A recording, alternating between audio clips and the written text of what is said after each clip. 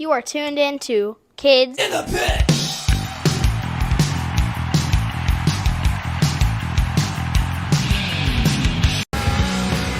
Feel like this every night. Feel like this every night. Okay. Hey guys, it's Gabe from the Kids in the Pit podcast. Today I'm joined by Kyle Manning from Off With Our Heads. Thanks so much for joining me. Of course, man. Thank you for having me. This is really cool what you do. Thanks. Happy to be here. So, what do you do in Off With Our Heads? I'm the drummer. I play the drums and I sing a little bit. I sing Like backup backups a little vocals? bit. Yeah, backup vocals. That's relatively new to me. I've only been doing that in the band for maybe a year or so now. But yeah, mainly my job is the drummer. I I, That's, I, I keep the time. Yeah. yep. Yeah, it's really cool. There's not really many drummers that sing. I don't know you're not like the lead singer, but you do backup and stuff, which is pretty cool. Hmm. Um, I know like I think the only drummer that sings that I can think of would probably be Mikey Erg from the Ergs. Sure. You Yeah. guys playing a show with them, right? Oh And yeah, we played with them. I know Mikey real well. We were old friends. He was in Off with Their Heads for a little while too, actually, oh, that's cool. um, years and years ago.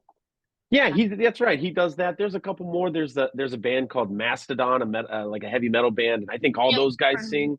Yeah, all those guys sing, but the drummer sings a lot, and I really appreciate how he does that. He's probably my favorite vocalist in that band.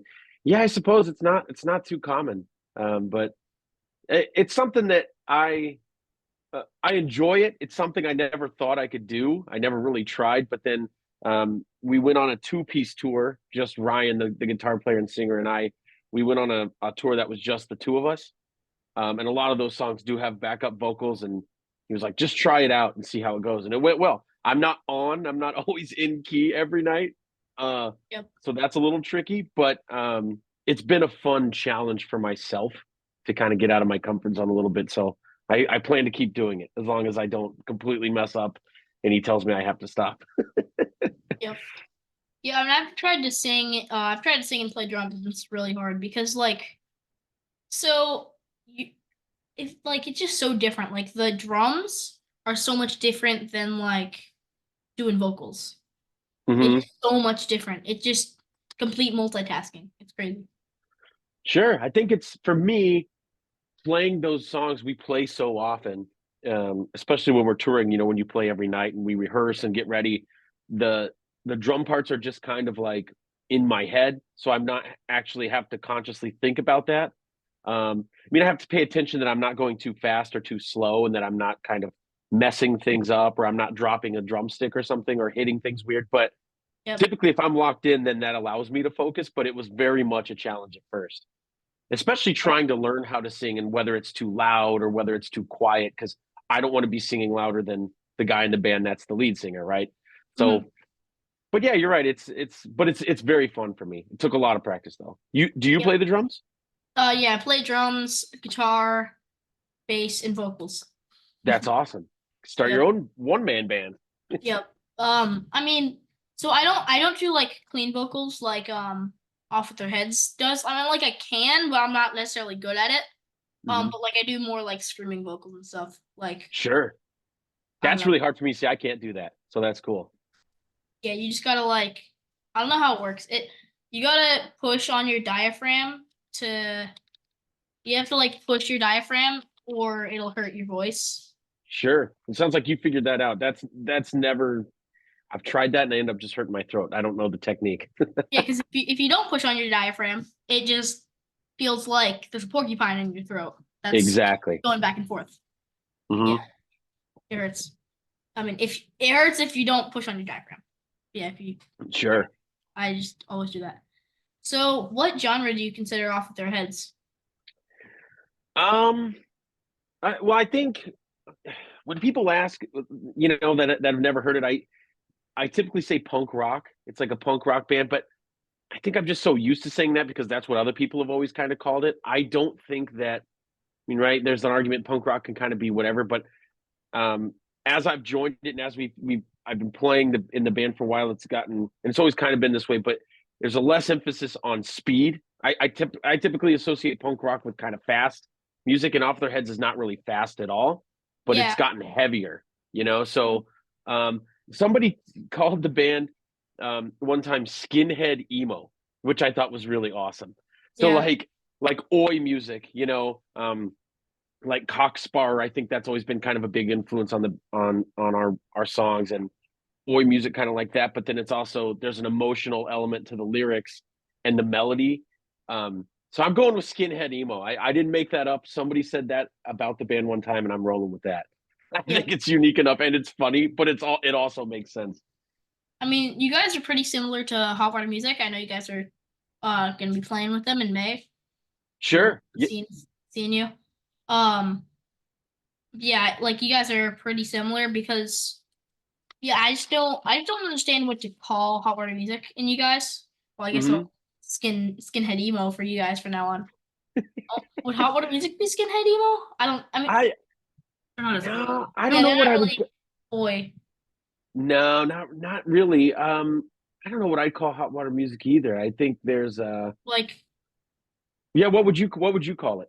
What do you think? maybe like so some like emo, I don't know, emo punk because they have like they definitely have some emo like vibes. Even some Sure.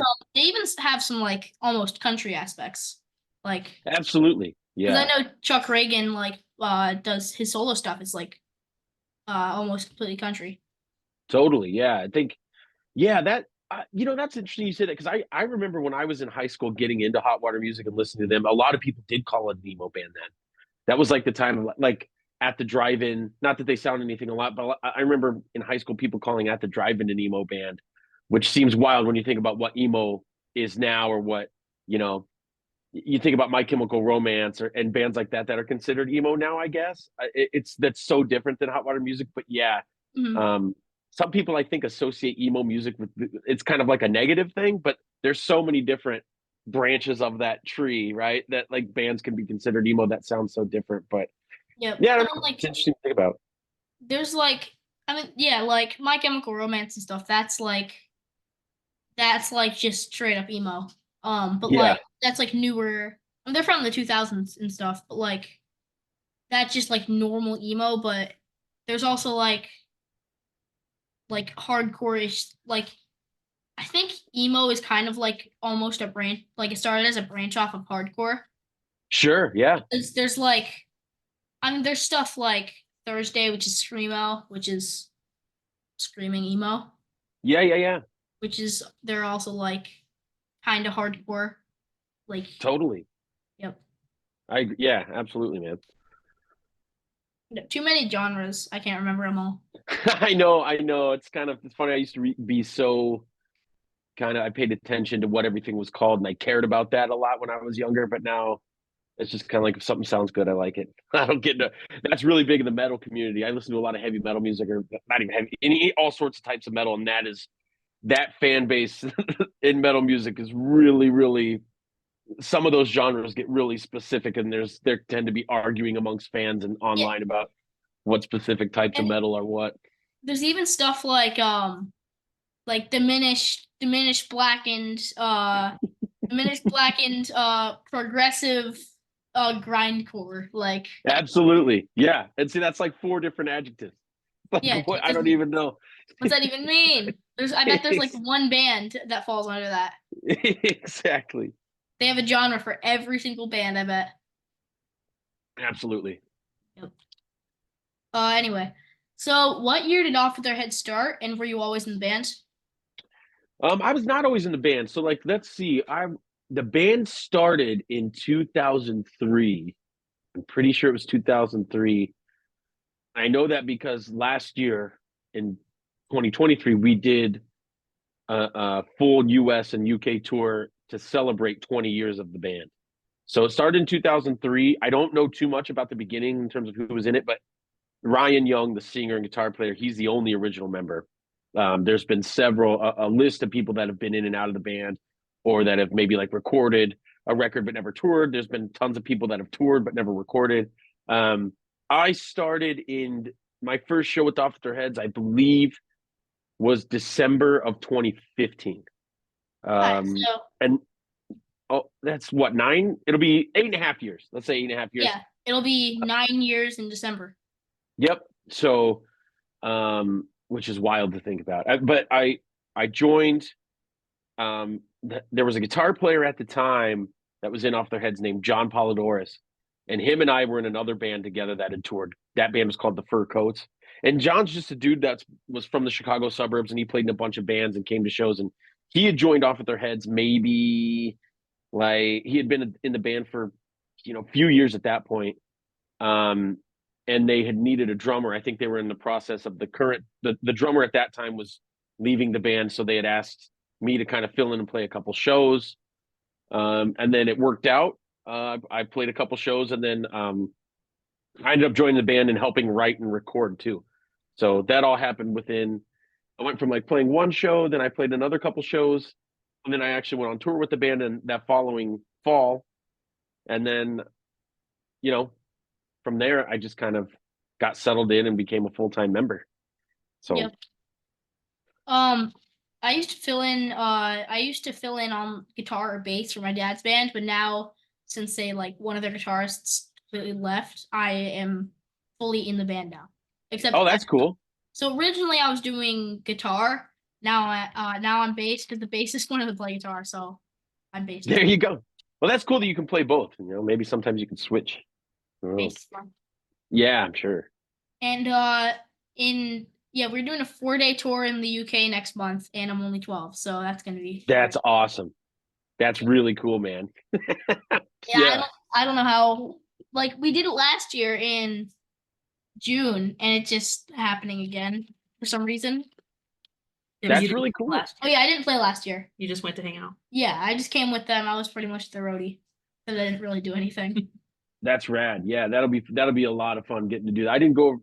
I've been to the UK a few times, but it wasn't until I was much older than you that I got to go the first time. So that's really, really, really cool. I'm Yep. stoked for you. Are you excited? Definitely, yeah, it's gonna be very Yeah. fun. It sounds like you've been before, but being able to play on stage over there is going to be a much different experience. That's going to be rad. Yep.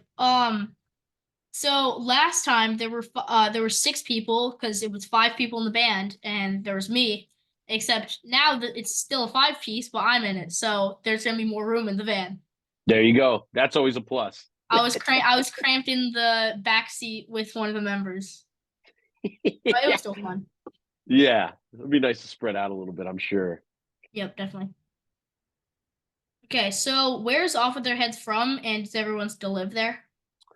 The band started in Minneapolis, Minnesota. That's where Ryan is kind of from that area. He started the band there. Nobody still lives there. So the 3 of us that are in the band now, it's me, Ryan, and then the bass player's name is Kevin. There's just 3 of us. We all live in Chicago.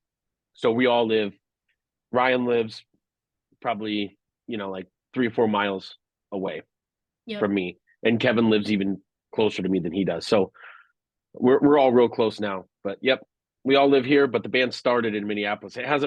Ryan hasn't lived in none of the members have lived in Minneapolis for a long time. Yep. I really like Chicago. I've been there once, I think, and I saw the Bean. Oh, really? Yeah. You went downtown? Yeah. Yeah, the Bean was cool. Yeah. Also, I saw you guys. I don't remember which song it was, but for one of your videos, one of your music videos, it was at it was at a cat arcade, catcade. Yeah. Yeah. I remember. Yeah, that. I saw that. Yeah, that's in Chicago. Yeah, we did. I want to go there. It's cool. You should.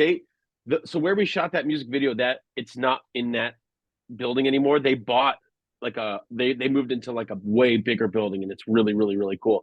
Yeah, we're really close with those guys. Ryan does a lot of work with them. He prints their t-shirts for them and does a lot of fundraising stuff for them, which is cool. Yep. Yeah, they're great people. I'll go there for sure if I ever make it back to Chicago, which I probably will, because For sure. there's always shows and stuff in Chicago. Oh yeah, Yep. it's a good city for that. So my favorite Off With Their Head song is I Am You. Do you have a favorite Off With Their Head song? I do have a favorite Off Their Head song. It's one that we don't really play very much, and I couldn't even tell you why. It's my favorite Off With Their Head song, but it's an older song called "That Must Be Nigel" with the Brie. Um, it's off of it's off a record called "All Things Move Toward Their End," which is like a collection. It's like a collection record of like a bunch of stuff that was on splits and 7 inches and unreleased stuff and different versions of song stuff. But yeah, that song I really like. Every once in a while, somebody will request it and we get to play it. But I think that happens maybe once every tour, if that. So Yeah. it's not something that we normally put into our set list. I don't think Ryan likes it very much. Not that he hates it or anything. It's just it's really old. So like we try to play some of the newer stuff. And but for some reason, I love that song. I Am You is a really fun one to play live too. Yeah. When we play that one, we usually play it kind of towards the front of the set because it really kind of gets us warmed up.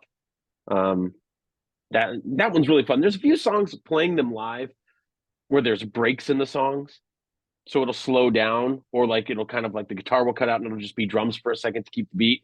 Those are really fun to play because then we can kind of mess around. Like Ryan might do something funny or tell a story, for example, or I'll get to do a silly drum solo, or Kevin will get to do something silly, or we take those breaks and go into other songs and then come back. It's just so those are the ones that are kind of my favorite. I Am You's a great example. We do that with that song sometimes too. Wait, what was the song you said that was your favorite? It's called "That Must Be Nigel" with the Brie, which is that's a quote from the movie 10 Things I Hate About You. Oh. If you've ever seen that. Well, so since you get to play it on the tour, please play that one. I'll try, man. I'll tell him. I'll try to play that in Philly. It's a little different. Like sometimes, sometimes Ryan will let me throw that one on the set, but we'll see. I'll ask him. We'll see what he says. Say that I requested it. All right, that'll work for sure, man. Yep. So, what was your first punk show and how old were you? Or just like Man, hardcore or something? my first show that punk adjacent, I would say, was I went and saw the Suicide Machines. It was this band, the Suicide Machines. They're from Detroit. This band, Big Wig, who's from New Jersey, and then the opening band was this band, the Get Up Kids, who were like they were like an emo band. Yeah, it was a wild bill. I don't think those three bands were on tour together at the time. I think maybe it was like Suicide Machines and Big Wig were on tour together. And then I think the Get Up Kids this was in Indianapolis, kind of near where I grew up. Mhm. And I think maybe they had the day off in that city or were looking for a show or something. So they jumped on that show. And it was really, really cool. It was that was I think that was the year 2000. So I would have been 14. I know the Get Up Kids are a lot bigger now, right?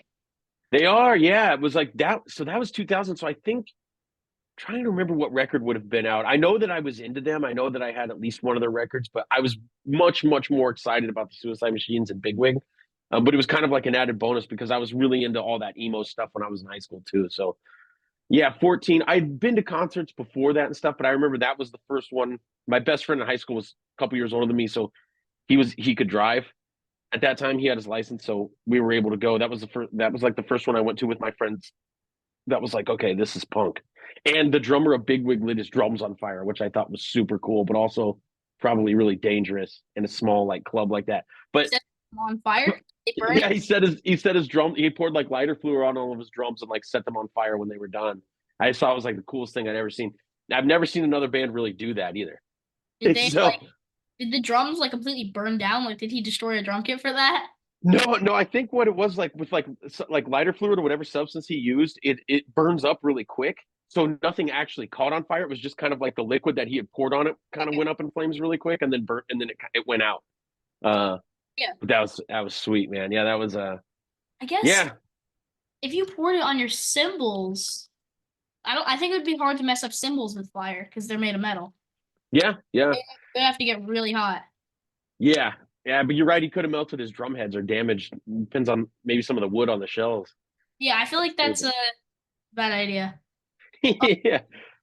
So I earlier today I had this like fishing wire and I cut it in half and I wanted to see if you could burn it back together with lighter. It did, but I held the lighter on it too long and like a piece of molten plastic burned my hand and it Oh hurt. man. Right. Oh, I see. You're gonna have you get a little scar there. My pointer finger. You can Yeah, man, melted plastic. That's yeah. If it gets on you, it's like it's like lava. hurt so bad. I mean, it doesn't. Yeah, I can't feel it anymore. I think I probably killed some nerve endings. yeah. But yeah, that was fun. I'm glad you didn't do too much damage. Yeah. Yep. Yeah, it just started dripping, and I was like, oh no, what do I do? So I started walking over, and it just landed on my hand, and I was like, I didn't feel the pain at first because I was just like instinct. I'm not going to die. So I just Yeah, ran right. sink, and I just put water on it, and it came off. It just hurt really bad. Yeah, I was gonna say burns are painful, man. You gotta be careful. You get some Neosporin or something, some salve to put on there, make it heal better. Don't play Um, with lighters. So what is the band you suggest other people go see live? um, honestly, man, my favorite band to tour with, my favorite band to see, some of my best friends in the world is this band, Single Mothers. We've toured with them twice. We've done big tour, like long, extensive tours with that band 2 different times. Once in 2019, I think, and then again just this last year, 2023. They are a band from, I think they started up in, they're from Canada, like Toronto area. And there's a little bit of something for everybody there if you like any sort of heavy music or punk music adjacent stuff at all. The singer Drew, that band kind of works in a similar way that Off Their Heads does, where the only original member and the guy that writes most of the songs is this guy Drew Thompson, and he gets people to kind of fill in when he can. It's usually the same 4 or 5 people that he kind of shuffles around. It seems like, or at least the last couple tours we did with him was like that, and they're so fun, man. They're really really energetic. They like rock out when they play, and they're super tight. They hardly ever make mistakes. They're just that locked in, and they're really really cool people to be around, and that you can tell that they're having fun. So that is by far my favorite band to see live. Single Mothers. Check them out if you haven't heard them. They're really awesome to listen to. I love the records, but to see, if you get a chance to see them live, definitely Yep. do it. Why am I yawning? I don't even think I'm tired, and I'm not bored either. I just yawn. Earlier today, my friend told me that apparently you don't yawn when you're tired. You just apparently it's a loss of oxygen. I have no idea if that's true. He just said that. I've heard that too. Yeah, you're trying to breathe in oxygen in a way really deeply, and it's that's another thing. It's like contagious, right? Right? Is that Yeah. like if you see somebody else yawning, then you want to yawn? Yeah. If you start thinking about it. Probably because your brain's like, oh, there's not much oxygen in this room. I got to get a lot of. Yeah, exactly. Yep. That's funny. I got to get as much as I can before they take it all. Exactly. Yeah. Yep. Okay. So, what is your favorite place you've toured in? My favorite place I've toured. I really like going to the UK. Like, I really like playing Scotland, and like that you can go over and do that if you're touring in the UK. Like you said, you're coming up, you're doing like you said 4 days there. Like you're Space. It's so it's all in England. It just Sheffield, Newcastle, Plymouth, and Bristol. oh, that's really cool. Bristol is one of my favorite places to play on that I've ever played. So, when we were there last year, we didn't play in Bristol, but after it was 3 shows last time. It was London, Plymouth, except it was also Newport, Wales, which was kind of cool. I've never played Wales. I've been over to the UK probably six or 7 times now, and I've never played Wales. I've driven through there. Like I remember there was one day we had a couple days off. One of the first times I was over there, we were over there for like 10 days, which is actually a really long time to try to tour the UK because it's so small. But we had a couple days off when we went and kind of hung out in Wales, but I've never played. That's really cool, man. Yeah. I mean, so so the place it wasn't in a very good area. Yeah, Newport, Wales. Have you ever heard of it? No. Yeah, it was like a small little club. There was this like very chaotic band there called Doomsday Clock, and they were like the singer was like just I don't know, he was just like just going nuts. He was just like going up to people and just like shoving them. Really? It was like, okay. Were they like a hardcore band? No, they were like noise. It was just like Oh, so it was just like totally chaotic energy. just like blast beats and just like 250 BPM and just like Whoa, easy feedback. It was nuts. that sounds nuts. Yeah, man. Also, it's like the singer's like pants were almost falling down. Like, wear a belt, please. That's super funny. Yeah. It's ridiculous. Doomsday Clock. Yeah. Check that out. But yeah, what I was saying, we stayed in Bristol after the Newport show, and it looked awesome there, but we didn't play show there. It was Yeah, Bristol is a very, very cool city. There's this place there that we always play. I think I've only played the one place called the Exchange, and it's really cool. It's like a record store.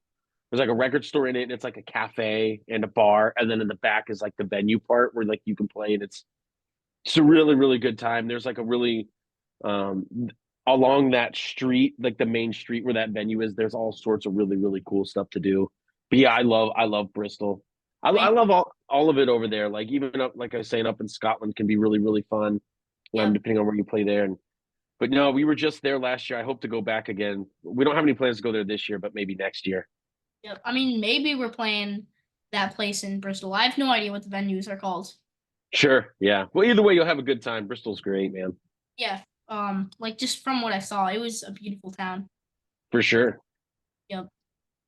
Um, and I heard you're a teacher, right? I am a teacher. Yep. That's Yeah. my job when I'm home from tour. So, what do you teach and what grade? I teach so my degree and when my background is special education. So I teach special ed. I most commonly work with this year I'm doing middle school. Um, but the school I work at this year is kind of like if a teacher is absent, then I'll go to that position and fill in for them for the day. Like I'm like a permanent sub, so to speak. But normally I teach special ed if nobody's absent and they don't need a sub, then I'll teach seventh grade special ed. So that's like I'll pull a group of students out of once the main teacher teaches them in the classroom, then I'll pull a smaller group of students of like 4 or 5 students into either the hallway or into a smaller classroom and work with them in a smaller group just to help kind of reinforce the teaching that the lead teacher did. And I'll help them with their homework and stuff like that. So yeah, I've been teaching probably 10 years, longer than that, probably like 13, 14 years now. Nice. I It's don't know great. why I just can't stop yawning. I keep yawning. Also, for some reason, when I yawn, like it looks like I'm crying. I just tear up a lot when I yawn for some reason. Not crying. Your body's going nuts, man. No, I'm Yeah. kidding. Why am I? Mom, can you get more oxygen in this room, please? That's CO2. Okay. Um, Because you know he's a teacher and teachers wait. are boring. That's right. I'm room. So you blabbing on and on. taking up No, all my you're good. oxygen. I'm kidding. We like black. Yep. So I think I'd be in seventh grade if I went to school because I'm homeschooled. Yeah, you're homeschooled. Do you like that? Yep. I mean, it's more fun than school in my. I've never tried school, but I feel like it's probably more fun because Sure. I mean, also I don't have to wake up at like 7 a.m. I kind of can just like wake up. Sometimes I'll stay up till like 2 a.m. and wake up at like 1 p.m. Sure. That's cool. Like you have your own schedule, right? As long as you get everything done like on your own schedule. I think that's really cool, man.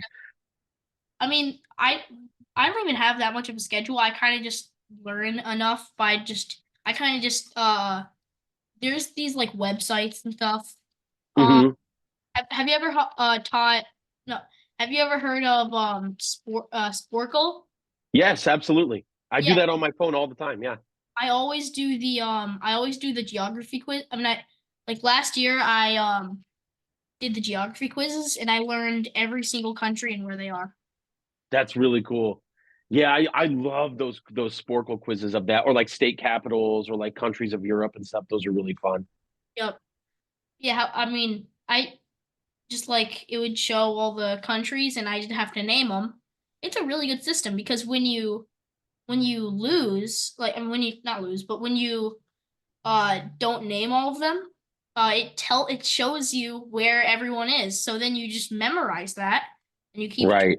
get it. It's an amazing system. That's awesome. It's really cool that you can learn that way. It sounds like you're an independent learner. Um, I mean, I'm just based on what you're telling me. That's really cool. That's really cool, man. A lot of kids can't do that. That's like the kids that I teach, for example, like they would not be able to do something like that. If they were left to kind of learn independently, they would really have a hard time. Um, not all of them, but that's why my job exists, is to help people. So where I come from and like the education that I'm used to, it's a lot more directed by a teacher as opposed to the independent thing. I think that's so cool that you can do that. Sounds like it's really working out for you. Yeah, definitely, I think. Just like You're doing okay. so the thing is, like, with certain things I'm ahead, and Mhm. few things I might be a little behind. Like with math, I'm probably not completely ahead. No. Like I'm probably a little bit below average, but like Mhm. with geography and like geography, reading, I'm spelling. pretty good at grammar, I think. Yeah, for sure. Um, with all that, I'm definitely ahead. Just like math and stuff like that, I'm behind. Seventh grade math can be a little bit, yeah, because you said you're 12. That's around, yeah, sixth, seventh grade. Actually more like seventh into eighth grade. But like some of that math concept, it's hard. A lot of it's like ratios. Is that what you're like learning about? Have you done ratios or like Fractions. Yeah, So I'm kind of in fractions. Is that what is that? fractions? probably 6. Yeah, I'm probably like a grade behind, but I mean, It's complicated, man. And getting into like that's right there is kind of where a lot of kids. It's the point I'm trying to make is that I think a lot of the expectations for math just in this American school system and where kids should be at. also, That jump from sixth to seventh grade and even into eighth grade in high school it's a big jump. So if it's a lot of kids tend to, there are a lot of kids that aren't where they, or that maybe, as you said, we're below average or below where the educational standards say they should be. So yep. math's tough. Also, who needs math when you have this? Exactly. I know. Everybody's got a calculator in their pocket now. Also, like, if you need to do crazy math, like in like calculus and stuff, I know I'm not there yet because that's like college. Like, Hmm. you don't need to you're never gonna use it unless you're like an architect or something. Like, Exactly. say you have a job like being in a band, you don't need to use math. Nope, not always. It's more like the math that you will use every day are things like percentages, right? Yeah, percent. Like how much, what percent, and that's even like, what's 20% of something? What's this amount? Sometimes when you get into finances with bands, or like when you need to learn about like how much should I sell this merch for? How much profit can I make? Yeah. How much percentage do I need to do? Is this venue going to take a certain percentage of the money? Those are the kinds of things. But like, I mean, yeah, yeah. you're right. Calculus, geometry, you don't really need I'm able stuff to like that. I'm able to split all that up. There Like, you go. uh, That's what I tell my students. Percentages. If you learn anything, it's decimals and percentages, and you won't even use them probably every day. But that's the kind you should really pay attention to. yep. I mean, so my dad uses the Pythagorean theorem a lot because he has like his job is like working like duct work, like Sheet sheet metal. metal. Yeah, he's Sure. Walker, sheet metal worker. So he uses stuff like that. But if I don't have that job, I don't need to learn all this algebra and stuff. But if I do get that job, I can learn algebra. Exactly. Yeah. Prepare yourself if you need to, right? But like, yeah, certain things. So okay, what is the craziest thing you've ever eaten? Craziest thing I've ever eaten. Mm, man, I'm trying. I saw this question earlier and I was trying to think about it. I think I'm not a picky eater, so I try. Oh, you know what? I'll say this. I went the other night to a restaurant. This is maybe not the craziest thing ever, but the top of my head, I have a friend that works in this restaurant in Chicago, and it's like a big, it's like very big in like chef culture. This restaurant called Warlord, and my friend that he's in a band that we've toured with, he's a bar manager there. So he was like, "Come check this out! Like it's really they cook everything over an open flame." Wow. So I went and I got this. It's like foie gras ganache. It's like hard for me to even say. And I think what it is it's like duck liver that's like made into like a spread. and then you put it on this bread. And it was like, when I was there, I was like, I want to try the craziest looking thing. If I'm getting, because the thing is, like, you go and you have to put your name in, you have to wait a really long time. But my friend was like, you can kind of jump the line. And I was like, what is one of the, like, the craziest things? Something I could not probably get almost anywhere else.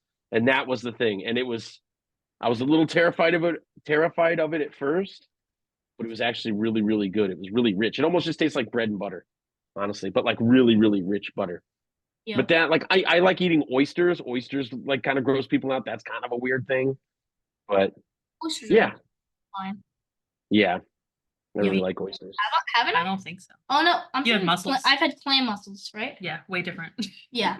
I Oh get yeah, oysters. Wait, what are oysters? I mean, like They're clams, what? Right?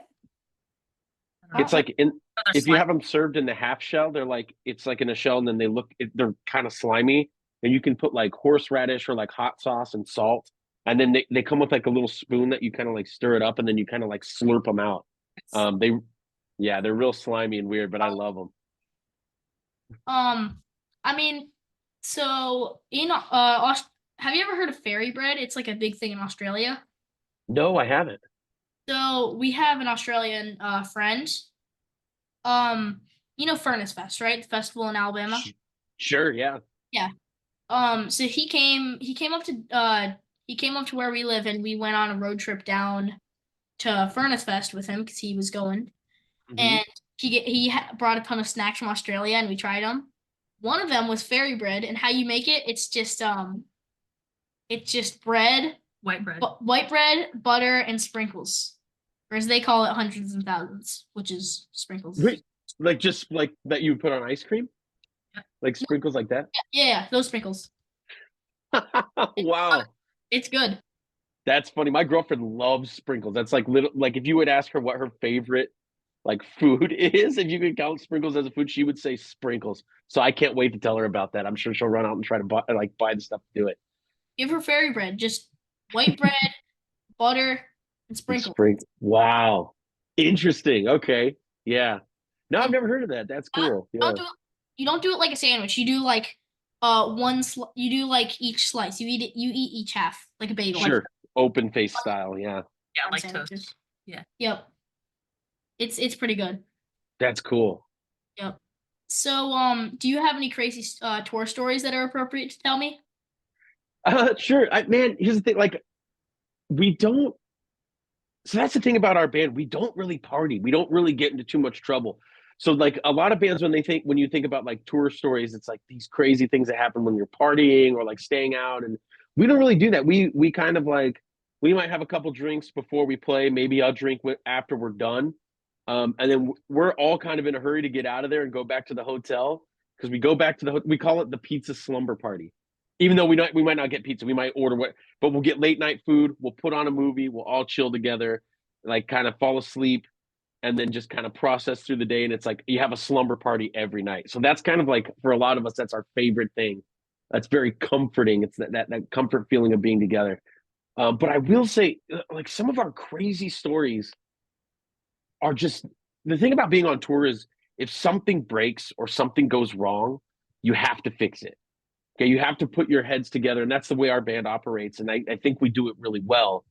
So I'll say here, like, Oh, okay. this is something that this is something that just happened back in. We did a tour in like November. We were leaving the day after Halloween. And are you familiar with The Fest in Florida? Yeah.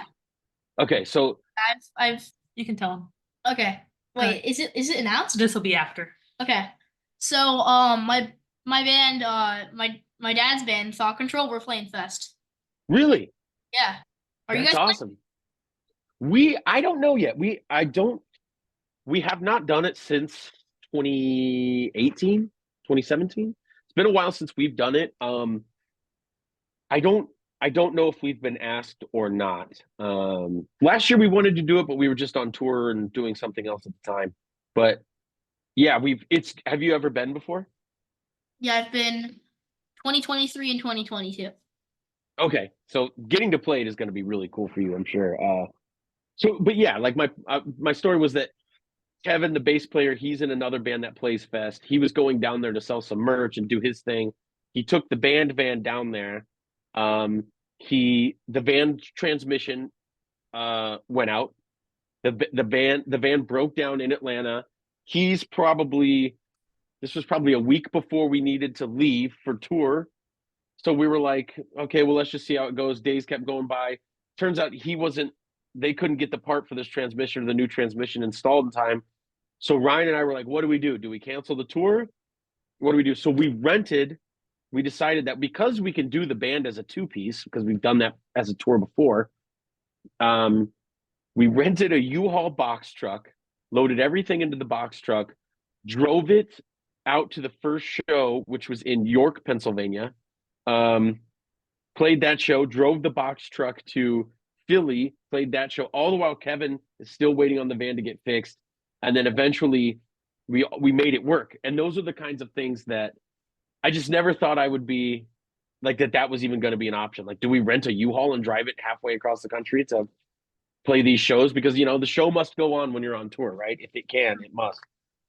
So it's stuff like that. We've had other things happen where like we've broken down or wasn't sure how we were going to fix it or didn't have a place to stay. And you just kind of put your heads together and become problem solvers really quickly to make sure you can get it done. But I think that's maybe the craziest thing just because we made it work. But in terms of like just wild, crazy stuff that happens, I don't have too many of those. It's usually pretty chill in our camp. So. Yeah. What was I gonna say? Oh yeah. So if you guys do play the fest, we'll be able to catch your set, and maybe you guys can catch our set. What's your band's name? What's your dad's band? The band you're playing in? What's it called? Thought Control. Thought Control. Yep. Do you have stuff recorded? Yeah, we got 2 albums currently that are out. 7 inches. Yeah, 7 inches. Oh, that's cool. I wrote it down. I'll have to check it out. They're on Spotify currently. Yeah, we can check them Oh, out. sweet. Yep. For sure. So, what was your favorite movie when you were my age? I was your age. Let's see, 12. What was I into? I like a lot of horror movies. I've always been really into horror movies. I was 12, middle school. My favorite, still to this day, I don't know if it is my favorite. That might change depending on the mood I'm in. But my favorite movie when I was a kid was this movie, An American Werewolf in London.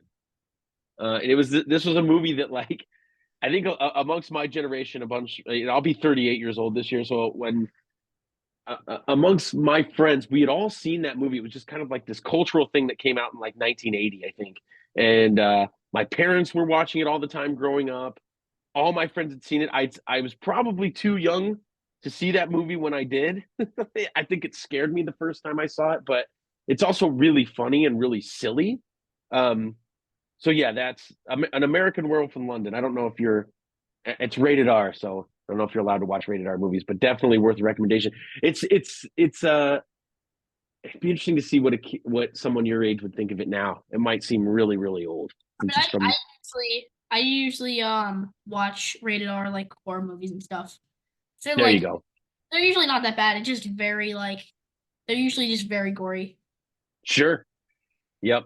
This one's not too gory. And like I said, it's kind of funny too. Mm-hmm. But I was really into like werewolves and vampires when I was a kid, so I think it really was.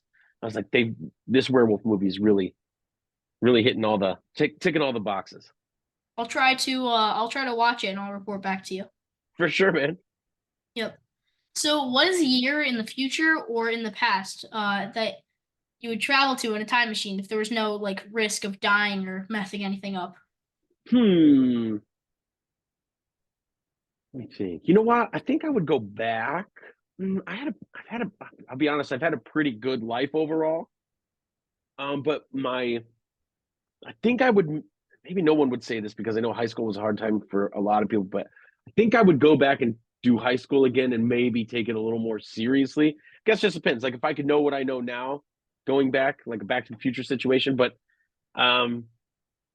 yeah, I don't know. I would go back to those. I kind of, as I've gotten older and just like, more responsibilities and things, it was nice to have that time in high school where I was still working a part-time job, and I was in school and I had a girlfriend and I had good friends and, all the stuff. I was going to shows, playing in bands. That was a really fun time for me in my life. I think I would do that over again. Also, what you could do is you could you could take an iPhone, take it back to the past, and sell it, and then make There you go. money. I think that's what he does in Back to the Future, right?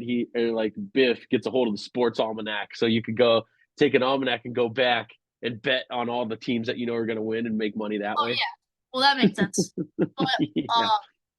so I just realized the thing with an iPhone, that would be the paradox, because if you quote unquote created it, then Steve Jobs would have never created Apple. So then the iPhone would have never been made.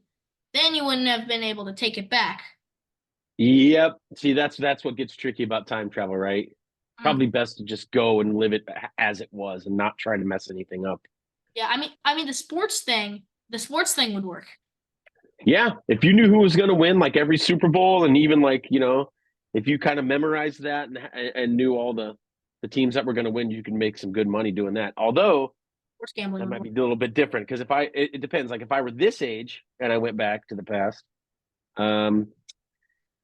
I could still gamble pretty easily. But if I went back and I was the age of like a high schooler, that might be it's probably harder to gamble. I don't know. It's a lot to wrap your head around. Yep. So if you could tell your 12-year-old self anything at all, what would you tell him? See, I would say, you know what, man, I wish I started playing drums when I was 10 years old, and I stuck with it till I was probably like 15 or 16. Then I stopped for a while. I just had trouble finding people to play with and all that. I would tell myself to like spend more time learning guitar, because I cannot play guitar now like very well at all. I know some chords, but that's pretty much it. I never took the time to practice and get better at my dexterity. I would go back and kind of do what you're doing. I would try to like learn as many instruments as possible and then just stick with it. Because I think there was a time in my life around that age, 12, 13, where I really leaned into not being told what to do. And my parents really wanted me to learn things. And it's not that I didn't love my parents, that we didn't get along, but I was kind of rebelling against that. And I kind of wanted to do my own thing. And I think if I could go back, I would or tell myself, like, hey, man, practice, keep practicing, practice every day, because the way your brain works when you're that age, as it's still developing, you learn things and retain things a lot better, but you still have to practice. If I were to sit down and try to play guitar now or bass now, I could do it. But first of all, I don't have as much time as I did as when I was younger. And also because my brain is more developed and it's older, it's going to be harder for me to absorb that as quickly as I could if I were younger. So yeah, that's what I would say. Become a better musician, practice, stay dedicated, stay disciplined. Also, remember it's never too late to play an instrument. Like That's learn, true. You're right. because my grandpa, he learned how to play guitar. How old was he? 40? Grandpa Jim. He learned guitar when he was like 40. Probably. Yeah. Like he That's- just learned guitar when he was 40, and now Like 80 something. he's like 80 now. So he Plays knows, every day. Yeah, he plays guitar all the time. Oh, It's- that's awesome. See, there's still hope. You're right. You're absolutely right. all right. So anything to add before we wrap it up?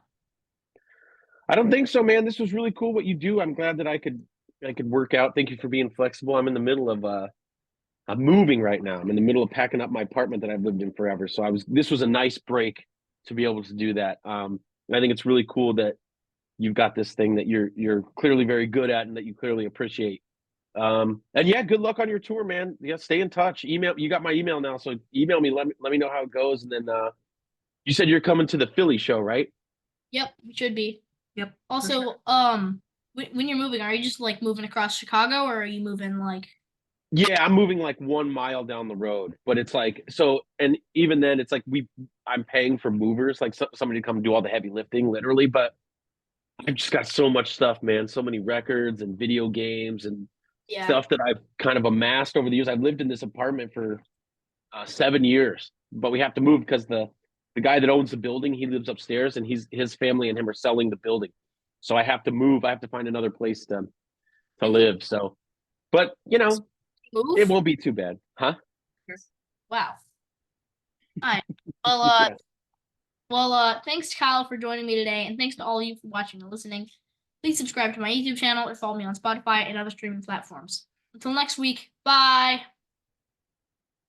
All right, see you, buddy. Thanks so much. Yep, see ya. Cool.